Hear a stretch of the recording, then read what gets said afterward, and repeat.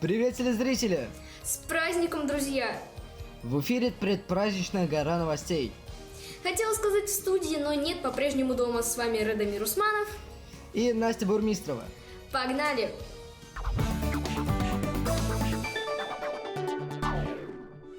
Сегодня в выпуске: что такое фронтовой альбом? Как проходит акция «Зеленая Башкирия» в режиме самоизоляции? Как в этом году пройдет акция «Бессмертный полк»? И почему знать историю реально надо? Все это и намного больше в горе новостей. Так что смотри и не переключайся.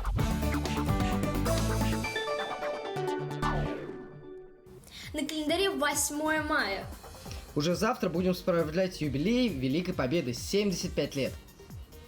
Несмотря на необычный формат праздника, настроение не менее патриотичное. Я уже принял участие в акции «Бессмертный полк». Спросите как? Сейчас Зарина вам все расскажет.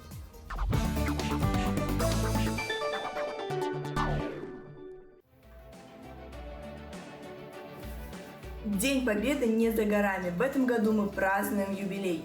Ровно 75 лет прошло с того момента, как наша страна одержала верх над фашистами. Были запланированы грандиозные мероприятия, но все пришлось отменять. Шествие Бессмертного полка не отменено совсем. Оно переносится. А вот акция приобретает виртуальный характер. Мы все готовились к народному шествию «Бессмертный полк». Так как оно переносится, призываю всех принять участие в онлайн-формате. Для этого нужно зайти на сайт «Бессмертного полка», зарегистрироваться и рассказать о своем родственнике, принимавшем участие в Великой Отечественной войне. На официальном ресурсе акции можно оставить информацию о своих родственниках, проявить активность и внести лепту в историю.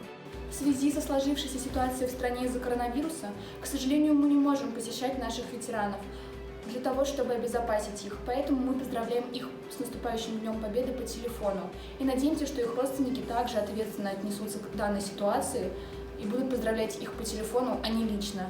Но когда ситуация в стране улучшится, мы обязательно посетим каждого из них. А еще для всех патриотов есть альтернатива. На 9 мая выйти на балкон с портретом своего воевавшего родственника или выставить на окно фотографии участников Великой Отечественной войны. Некий своеобразный флешмоб. По телевизору и радио во время акции будет звучать легендарная песня «День Победы». Великая Отечественная война длилась 1418 дней. Наши прадеды сражались без устали, не жалея себя. Нам есть у кого учиться отваге и терпению. Зарина Адиатуллина специально для горы новостей.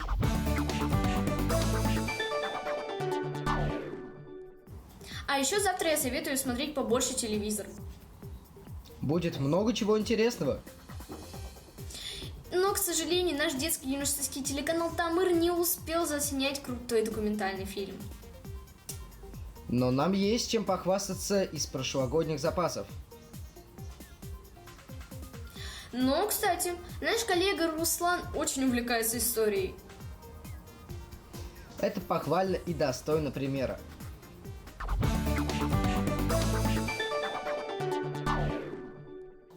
Если бы мне полгода назад сказали, что самое лучшее решение в День Победы – это остаться дома, перед телевизором, я бы решил, что это розыгрыш. Но нет, удивительное рядом. 9 мая – это знаковый день для нашей страны.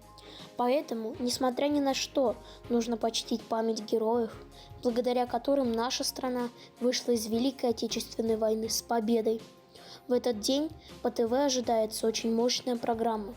Предлагаю вспомнить о документальном фильме детско-юношеского телеканала «Тамыр» «Истории Победы». Здравствуйте, я Руслан. Я пришел снять интервью. Здравствуйте, сынок. Проходи, раздевайся. Съемки проходили очень живо. Творческая группа побывала в гостях у самых активных ветеранов Великой Отечественной войны в разных районах и городах Башкортостана. Всем им, внимание, далеко за 90 лет.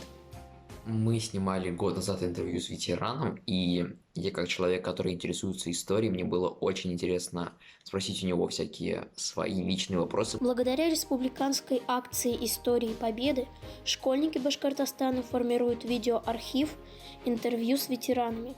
На протяжении всего года волонтеры Победы встречались с участниками Великой Отечественной войны, которые проживают в Республике Башкортостан, а также за ее пределами. Подготовили материал для издания юбилейной книги, которая называется «Лица Победы», которая совсем скоро уже появится на свет. И безвозмездно эти книги волонтеры Победы будут вручать ветеранам Великой Отечественной войны. В этом году у волонтеров Победы были огромные планы. Но, к сожалению, все пошло не по сценарию. Выпуск книги переносится на осень. В этом издании они собрали интервью и фотографии ветеранов. Уважаемая Нина Захаровна, от лица молодежи Республики Башкортостан я хочу поздравить вас с наступающим Днем Победы. Пожелать вам счастья, здоровья, долгих лет жизни, бодрости духа. Спасибо вам за мирное небо над головой. Да, мы обязательно придем к вам, когда ситуация с вирусом улучшится. Еще раз с Днем Победы. До свидания. В этом году проведем этот праздник дома. Позаботимся о ветеранах таким своеобразным способом. И хоть торжество пройдет у всех весьма скромно, это вовсе не означает, что гордость за нашу страну с годами становится меньше. Это значит, что в нужный момент мы можем мобилизоваться в любой ситуации. Кирилл Ванюшкин специально для Горы новостей. Кирилл, спасибо за небольшое журналистское расследование. В этом выпуске все будет не только про День Победы, но и будут другие новости для разнообразия. Новостей должно быть много, и они должны быть разными. Ученикам выпускных классов подарят планшеты. Об этом сообщил Ради Хабиров. Учебный год закончится, как и полагается, в конце мая. Надежды многих не оправдались, а планшеты — это круто, это клевый мотиватор. Жаль, что не всем. Это объясняется тем, что выпускным классам сейчас как-никак нужна поддержка в учебе, чтобы они смогли достойно подготовиться к экзамену. Тем более выпускников в этом году намного меньше, чем в прошлом, поэтому нужно им максимально помочь подготовиться. А прямо сейчас узнаем, как порадовать себя и сделать хорошее дело.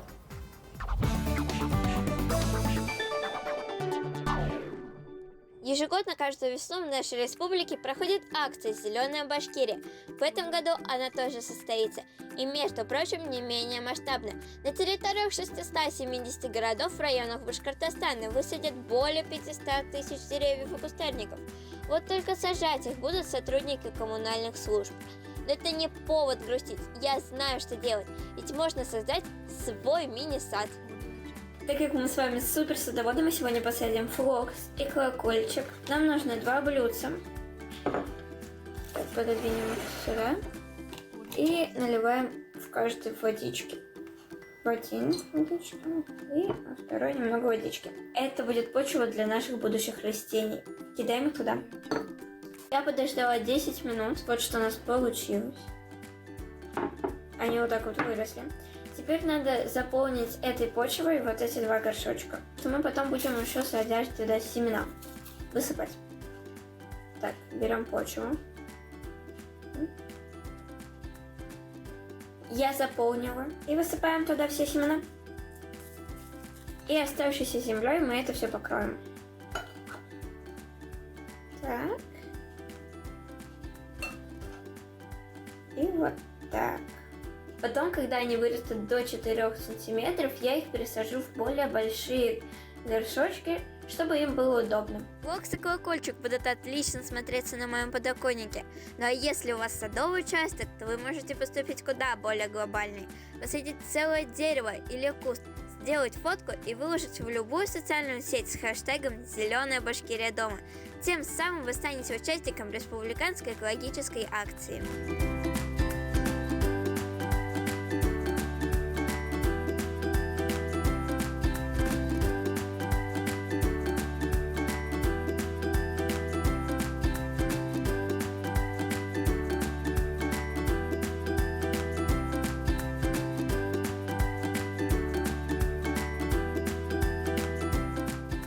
Вот такой несложный способ посадить себе мини-друга, ну или не мини, ведь самый высокий цветок достигал около 3 метров в высоту. Теперь остается за ним только ухаживать и ждать, пока он вырастет. Аня Гогутенкова специально для Горы новостей.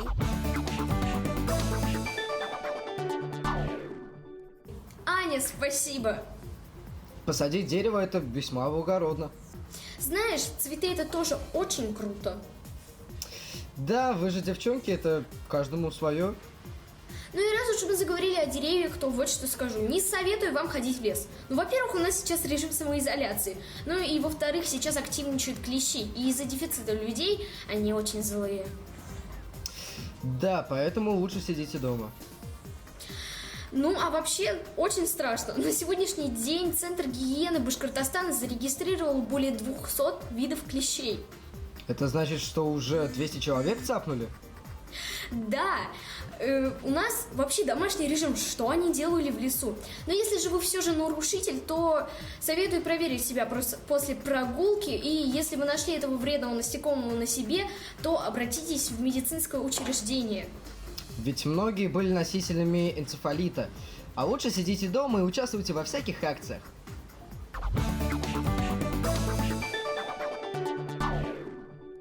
Мы собираем постеры с супергероями, вешаем в комнату фотографии своих любимых исполнителей, но порой упускаем из виду тех, кто действительно достоин вечной памяти.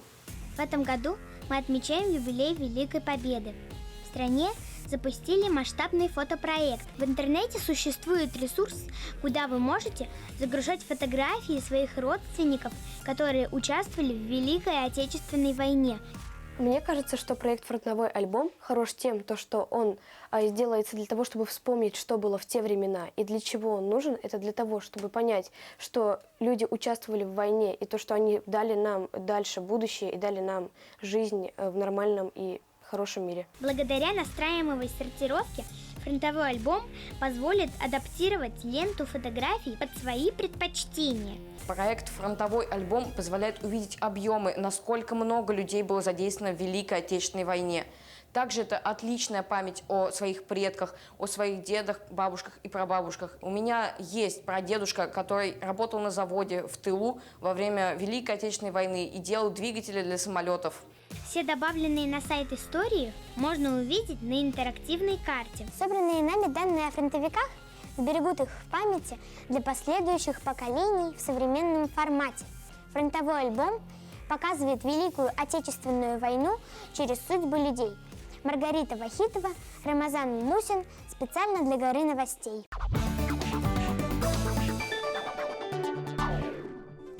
Маргарита, спасибо.